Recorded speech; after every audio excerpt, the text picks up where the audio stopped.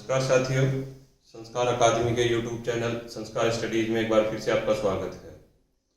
जैसे कि कल क्लास में अपन ने बात की थी माहेश्वरी सूत्रों के बारे में, आज उन्हीं माहेश्वरी सूत्रों को आगे विस्तार देते हैं थोड़ा सा।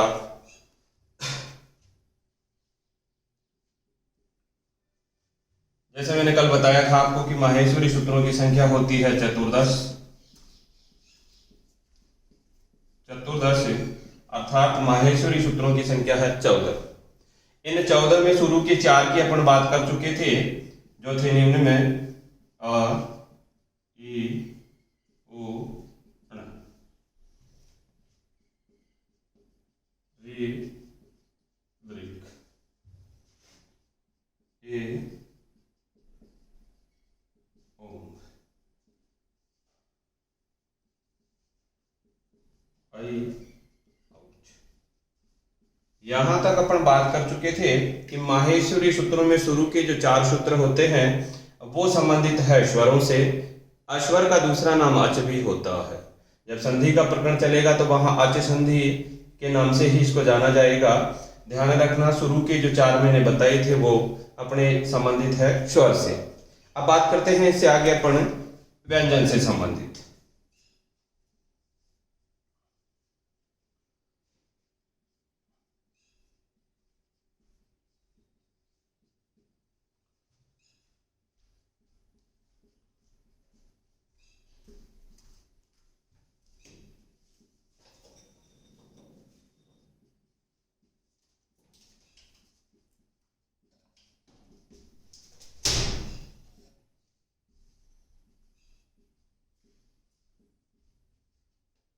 यहाँ है आगे के क्रम में व्यंजनों से संबंधित हाय वरट लण यमणम झबय।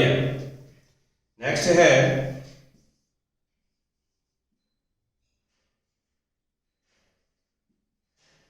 घड़धास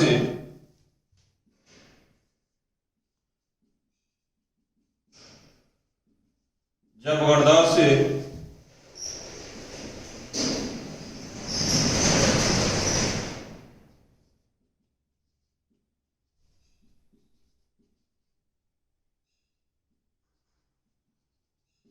ख छठे त चढ़ताऊ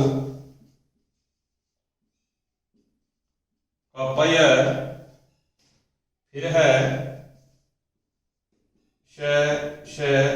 शर और फिर है लास्ट हल। यहां अपन इनके बारे में बात कर रहे थे और मैंने कहा था कि अक्सर ये देखा जाता है कि इनको समझ तो सकते हैं लेकिन ये याद इनका जो क्रम होता है वो थोड़ा सा डिस्टर्बेंस में आता है। बार बार याद करने के बावजूद भी इनका क्रम उल्टा पुल्टा हो जाता है, अपन भूल जाते हैं। तो इसके लिए एक शॉर्ट ट्रिक की मैंने कल बात की थी आप लोगों से, वो शॉर्ट ट्रिक मैं आपको बता रहा हूं। जैसे अपना कक्का होता है, जो व्यंजन होता है, उस व्यंजन का ही क्रम अपने को यहाँ रखना है। देखिए आपके सामने 4 शुरू के आप निकाल दीजिए, ये 4 हैं वो स्वरों से संबंधित है। फिर इसके बाद में यहाँ से आप स्टार्ट होइए, तो यहाँ देखिए आप, यहाँ है आपके पास में हय वरट, फिर है लण, हय वरट, फिर है लण। अब आगे जब अपन बात करेंगे तो यहाँ खुद आप देख रहे होंगे कि यहाँ लिखा हुआ है य म ng ण यमंगणनम। सूत्र का नाम है यमंगणनम। ध्यान रखना, अक्सर इसको लोग दूसरी भाषा में भी बोलते हैं जबकि इसका नाम होता है ये इसकी जो ध्वनि होती है वो ये, जैसे च छ झ झ य। तो ये वाली बात ध्यान रखना है, ये विशेष रूप से कि इसी को बोलते हैं ये। फिर इसके बाद में बोला झबय, फिर हुआ घड़धस, फिर हुआ जब गड़दस, फिर आगे ख छठ चढ़तऊ, फिर है कपय, फिर है शर और फिर है फल। एक बार मैं दोबारा से बोल के बताता हूँ, आप भी लगातार इसका अभ्यास कीजिए। थोड़ा इंटरेस्टिंग भी है मैटर, ऐसी कोई बात नहीं है, थोड़ा सा अच्छा भी लगता है बोलने में भी और सुनने में भी। ऐ उण रिल रिक ए ओंग ऐ औच हय वरट लण यमणम झबय घड़दास जब गड़दास ख प चढ़तऊ कपय शर हल। अब यहाँ मोस्टली अपने पास एक त्रुटि होती है कि यहाँ घ आएगा कि ढ आएगा कि ड आएगा कि ध आएगा कि द आएगा, ऐसे वाली जो सिचुएशन होती है बस यही क्रम उल्टा पुल्टा होता है, और तो वैसे याद रख सकते हैं। तो इसके लिए मैं आप लोगों को बताता हूं कि नित्य पाणिनि ने जो क्रम वर्णों की जो क्रम व्यवस्था रखी है आप खुद देखिए, 1 2 3 4 और 5, ये 5 वर्ण है जो वर्गों के पंचम, प्रत्येक वर्ग का पंचम वर्ण। अतः कहा जा सकता है कि जो 7 नंबर का सूत्र है उसमें 5 वर्ण आएंगे। अब जब भी अपन बात करें कि 5 वर्ण पूरे हुए तो चौथा आएगा, चौथे वर्ण पूरे हुए तो फिर तीसरा, तीसरे के बाद में दूसरा और दूसरे के बाद में पहला। ये भी देख लो आप लोग, यहां पर इस सूत्र में 5 वर्ण एक साथ आ गए तो ये सूत्र यहीं क्लोज हो गया और नेक्स्ट सूत्र अपने पास आ गया।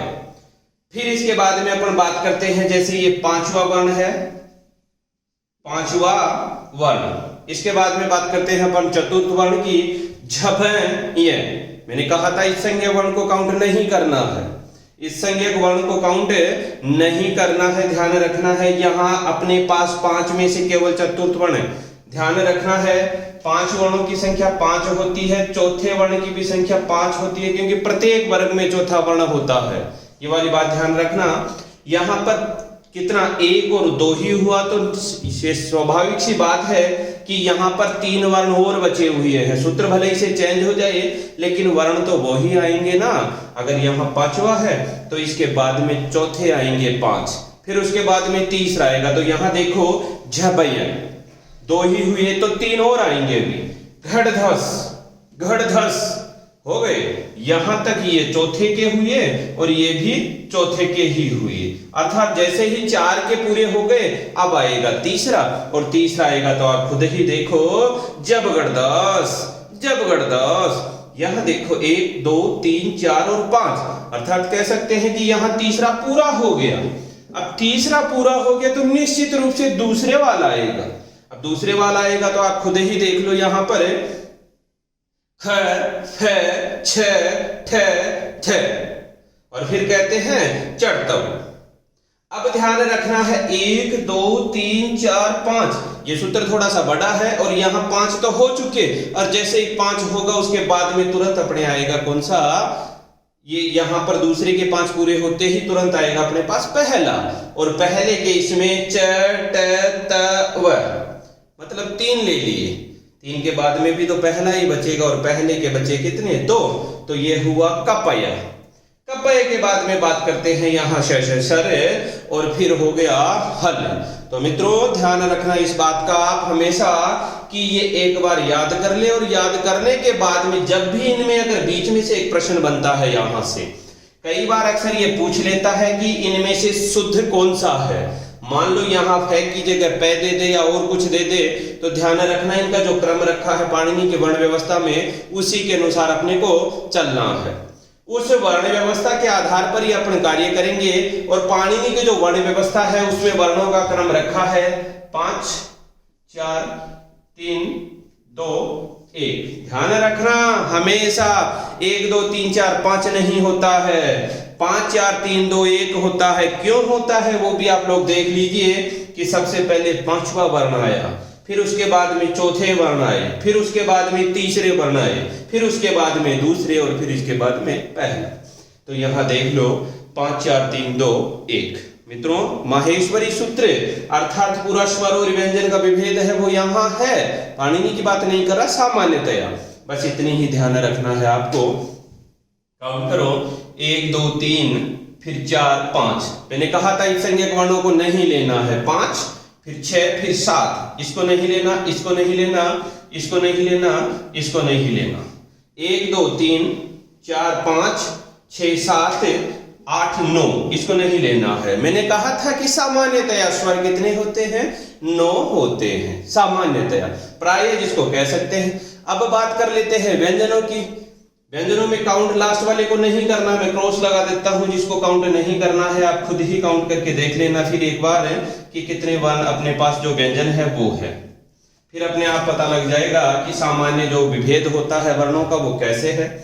1 2 3 4 5 6 7 8 9 10 11 12 13 14 15 16 17 18 19 20 21, 22, 23, 24, 25, 26, 27, 28, 29, 30, 31, 32, 33। अब ध्यान रखना है, यहां मैंने कहा था कि व्यंजन 33 है और स्वर 9 है। अब अगर आप इसकी बात करो तो इसका उपदेश पहले ही हो चुका है। इसे है का, किसका है का उपदेश पहले ही हो चुका है या वरट में। अतः आप लोगों को ये बात ध्यान में रखनी है कि है वर्ण ऐसा है जिसका 2 बार उपदेश हुआ है माहेश्वरी सूत्रों में। है वर्ण का 2 बार उपदेश हुआ है, अर्थात 2 बार है वर्ण को बताया गया है। मान लो कोई पूछे कि कौन सा ऐसा वर्ण है जिसका 2 बार उपदेश हुआ है, तो आप लोगों को यही बताना है कि है वर्ण एकमात्र ऐसा है जिसका 2 बार उपदेश हुआ है। अब इनकी जो छोटी सी जानकारी है, इनके अपर नाम क्या है और दूसरी छोटी छोटी बातें हैं, वो एक बार मैं बता देता हूं आप लोगों को, फिर आप इसको अच्छी तरीके से समझ लेना। यहां जब भी बात करें कि 2 बार किसका उपदेश हुआ है, किस वर्ण का, तो डायरेक्ट कह सकते हैं कि हकार का 2 बार उपदेश हुआ है। कल मैंने आपको छोटी सी बात बताई थी इत्संज्ञक के बारे में कि अंतिम जो भी हलंत व्यंजन होगा वो इत्संज्ञक होता है। तो यहां आप लोग काउंट करे थे कि इत्संज्ञक वर्णों की संख्या 14 ही होती है, लेकिन मैंने कहा था कि 6 नंबर का सूत्र है, उसमें भी विद्यमान एक ए है, इसकी भी संज्ञा होकर के टोटल कितने होते हैं इत्संज्ञक वर्ण? 15 होते हैं। बताया आप लोगों को इत्संज्ञक वर्णों की संख्या कितनी होती है? 15। तो यहां लिख देता हूं इत्संज्ञक वर्णों की संख्या कितनी है? 15 है। इत्संज्ञक वर्णों की संख्या 15 है। फिर इसके बाद में दूसरी वाली बात करता हूं मैं कि इसमें एक ण ऐसा है जिसकी 2 बार इत्संज्ञा हुई। आप खुद लोग देखिए कि यहाँ एक ण ये आ गया और एक ण ये आ गया, जिसको ण खाली अपन बोलते हैं। इस ण की भी कितनी बार इत्संज्ञा हुई है? 2 बार। तो ये भी इंपॉर्टेंट बात है कि ण की इत्संज्ञा 2 बार हुई है। ये तो थी सामान्य जानकारी इनकी। अब थोड़ा सा इसको विस्तार देकर के इसके अपर नामों के बारे में बात करते हैं एक बार के लिए।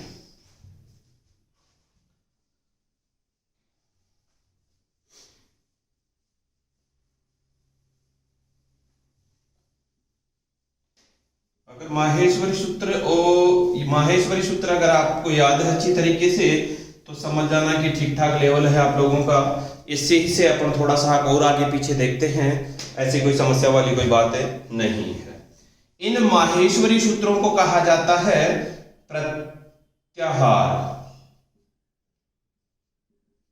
प्रत्याहार सूत्र। इन माहेश्वरी सूत्रों को कहा जाता है अक्षरवेद। इनको कहा जाता है वर्णवेद। इनको कहा जाता है अक्षर समामनाय। इनको कहा जाता है वर्ण समामनाय।